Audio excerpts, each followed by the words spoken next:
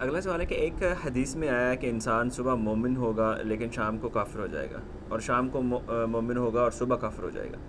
اس حدیث کی صحت سے متعلق بتائیں، اور اگر حدیث صحیح ہے تو اس کی تشریح کریں۔ حدیث تو صحیح ہے، صحیح بخاری میں بھی ہے، مسلم میں بھی کتاب الفتن چیپٹر میں موجود ہے کہ نبی علیہ السلام نے فرمایا کہ فتنوں کا ایسا دور دورے گا کہ کئی انسان ایسے بھی ہوں گے وہ قبر کے پاس کھڑے ہو کے کہیں گے کہ کاش اس مردے کی جگہ آج ہم قبر میں ہوتے تو ہم ان فتنوں سے نہ گزرتے۔ اور ان فتنوں میں جو ہے وہ انسان صبح کے وقت مومن اٹھے گا، شام کے وقت کافر ہو جائے گا، شام کو مومن ہوگا، صبح کے وقت وہ کافر اٹھے گا۔ اور ان فتنوں میں جو ہے وہ چلنے والے سے جو یعنی جو رکنے والا ہے وہ بہتر ہوگا، اور اس سے بھی جو بیٹھنے والا ہے وہ بہتر ہوگا، یعنی جو جتنا وائڈ کرے گا۔ اور بخاری مسلم میں الفاظ ہیں کہ ایمان بچانا ایسے ہوگا جیسا کہ ہتھیلی پہ انگارہ رکھنا۔ ہتھیلی پہ انگارہ رکھتے ہیں تو ہتھیلی جلتی ہے، اور اگر اس کو یوں کر کے جھٹک دیتے ہیں تو انگارہ نیچے گر کے بجھ جائے گا، یعنی ایمان ختم ہو جائے گا۔ یعنی ایمان کی حفاظت اتنا مشکل ہے جتنا اس انگارے کو، یعنی جس طرح انگارہ رکھنا ہتھیلی پہ تکلیف دے، اس طرح ایمان رکھنا تکلیف دہ ہوگا، لیکن ہم نکال بھی نہیں سکتے، ایمان ضرورت ہے۔ تو ان حدیثوں کی تشریحات مختلف لوگوں نے مختلف کی ہیں۔ بعض لوگ کہتے ہیں صحیح مسلم میں حدیث ہے 246 کہ بندے کے کفر اور شرک اور اسلام کے درمیان فرق نماز ہے۔ تو وہ تو اس پہ فٹ نہیں ہوتی، اس لیے کہ جو نماز نہیں پڑھ رہا وہ صبح بھی نہیں پڑھ رہا تھا، شام کو بھی نہیں پڑھ رہا۔ ایسا تو نہیں ہے کہ شام کو بے نمازی سوتا ہے اور صبح اٹھ کے بے نمازی ہو جاتا ہے۔ شام کو بھی بے نمازی سوتا ہے، صبح اٹھ کے بھی بے نمازی ہوتا ہے، اللہ یہ کہ کہیں نماز شروع کر دے، اس پہ بھی فٹ نہیں ہوتی۔ یہ قرب قیامت کے بارے میں ضرور فٹ ہوتی ہے کہ جب ایمان کی حفاظت مشکل ہو جائے گی، دجال آ جائے گا، اس کے ماتھے پہ کافر لکھا ہوگا، لیکن کافر کٹھا نہیں، کاف الف فا را لکھا ہوگا، لوگ اس کی بھی تعویل ہی کر لیں گے، تو مومن ہی ہوں گے جو اس پہ بھی ایمان لے آئیں گے اور کفر اختیار کر لیں گے، اور کئی مومن ہیں جن کو اللہ تعالیٰ ان کے فتنے سے بچا لے گا۔ صحیح مسلم میں حدیث ہے کہ جو شخص سورہ الکہف کی پہلی 10 آیات یاد کر لے وہ دجال کے فتنے سے بچ جائے گا۔ یہ روزانہ ایک دفعہ پڑھ لیا کرے تو یاد ہو جائے گی۔ الحمدللہ الذی انزل علی عبدہ الکتاب سے لے کے ربنا آتنا من لدنک رحمۃ وہیئ لنا من امرنا رشدا تک۔ وہ فتنہ بہت بڑا فتنہ ہوگا۔ صحیح بخاری مسلم میں حدیث ہے کہ حضرت آدم سے لے کے قیامت تک دجال سے بڑا کوئی فتنہ نہیں آیا، اور کوئی نبی ایسا نہیں جو اپنی امت کو دجال کے فتنے سے آگاہ نہ کر کے گیا ہو۔ میں نے دجال کے اوپر پورا لیکچر دیا ہے، مسئلہ 133، ساری دجال سے ریلیٹڈ احادیث آلموسٹ سوائے چاند ایک کے بخاری مسلم سے میں نے کور کی ہے۔ تو اس زمانے کے لیے ہے کہ وہ ظاہر ہے دجال پہ لوگ ایمان لے آئیں گے، اللہ تعالیٰ اس کو ایسی یعنی صلاحیت دے گا، لیکن ظاہر ہے وہ آزمائش کے لیے ہوگی۔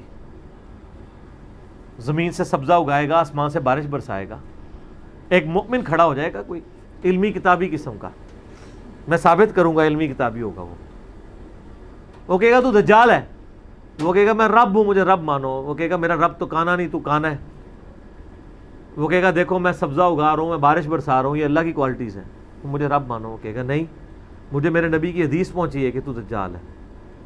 تو یہ کون ہوگا؟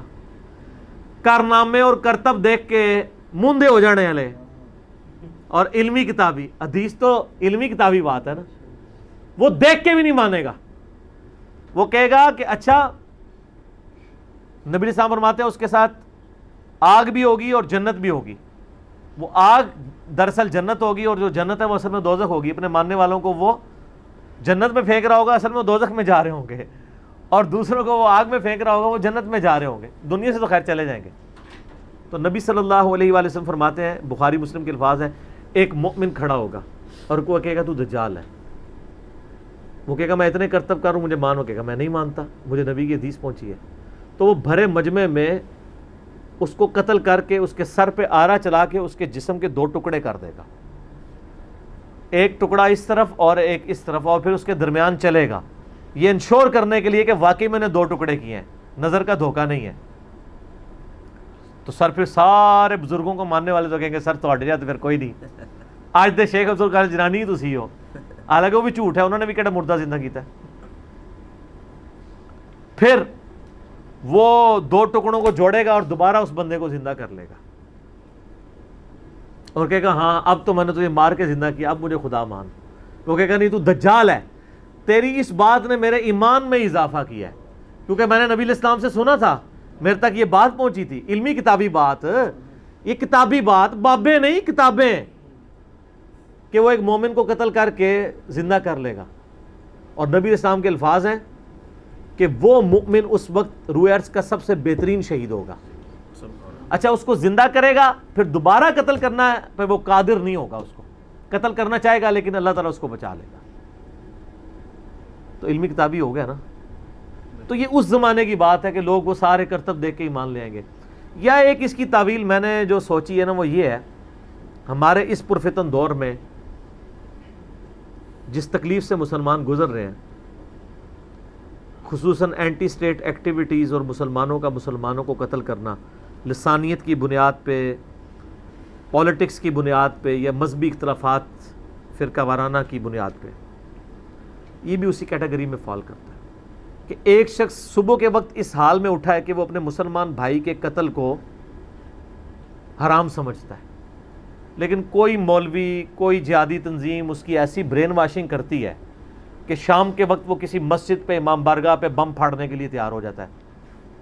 تو جو شخص کسی مسلمان کو مارنے کے لیے آمادہ ہو جائے اور اس مارنے کو حلال سمجھے بلکہ ثواب سمجھے تو وہ کیا ہے؟ کافر۔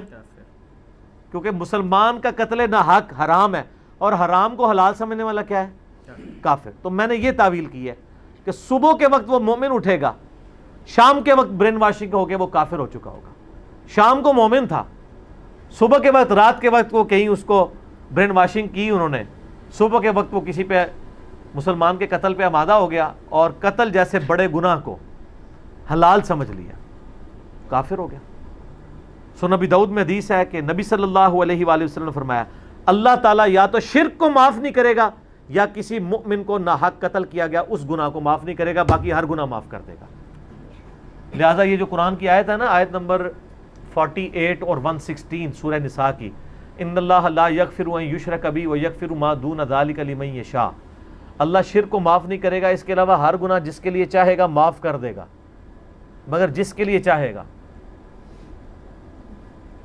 تو اس میں اشارہ ملتا ہے کہ شرک کے علاوہ بھی کوئی ایسے گناہ ہیں جو کسی کے لیے معاف نہیں ہوں گے، اور وہ نبی علیہ السلام نے فرما دیا قتل ناحق ہے، کیونکہ قتل ناحق کفر ہے۔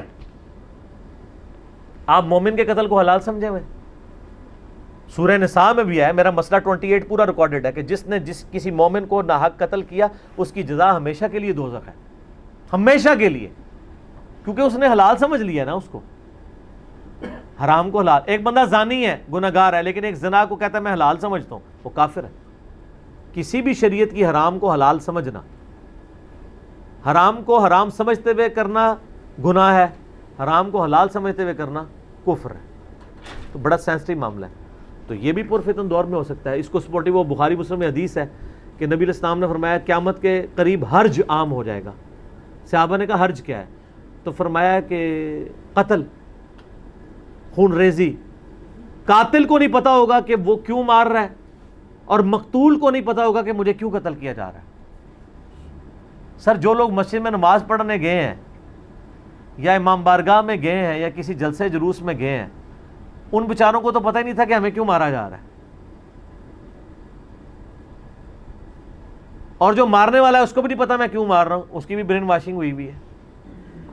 تو یہ بہت خطرناک معاملہ ہے۔ تو میرے خیال میں کہ یہ حدیث جو قرب قیامت میں صبح مومن اور شام کو کافر، وہ اس طرح کے ایونٹس کے اوپر فٹ بیٹھتی ہے۔ لہٰذا کوئی اگر اس چنگل میں پھنسا ہوا ہے تو وہ اپنی اصلاح کے لیے کوشش کرے۔ 2008-9 کی بات ہے، میں ایک مسجد میں تھا تو وہاں مجھے ایک بندہ ملا، وہ تو مجھے بتانے لگا، وہ کہتا ہے میں نے تو باقاعدہ خودکش یعنی جیکٹ بھی پہن لی تھی، پورا ارادہ کر لیا تھا۔ یہ ان دنوں کی بات کر رہا ہوں جب یہ بہت چیزیں عام تھیں، یعنی یہ ضرب عضب سے بہت پہلے کی بات کر رہا ہوں۔ تو پھر کہہ رہا ہے کہ مجھے اللہ نے ہدایت دی ہے اور چیزیں مجھے سمجھ آئی ہیں، لیکن اس وقت تو کہتا ہے میری مت ماری گئی تھی، تو مجھے کہیں پہ بھی پھینکتے تو میں نے کام کر لینا تھا۔ تو یہ جناب برین واشنگ بڑی بری چیز ہے۔ اللہ تعالیٰ مسلمانوں کو مسلمانوں کے شر سے پہلے نمبر پہ بچائے اور کافروں کے شر سے دوسرے نمبر پہ بچائے.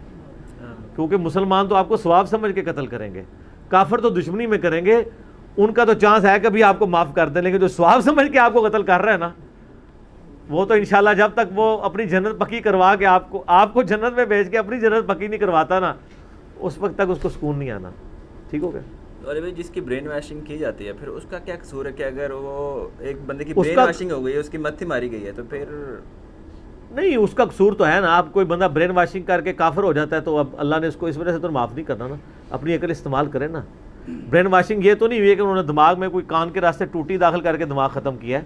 ایک باتیں کی ہیں نا. برین واشنگ جن کی ہو رہی ہے ان کو چاہیے دوسرے لوگوں کے بھی دلائل دیکھیں نا کہ وہ کیا کہہ رہے ہیں. ایک طرف کی باتیں سن کے تو نا کسی پیچھے چل پڑے.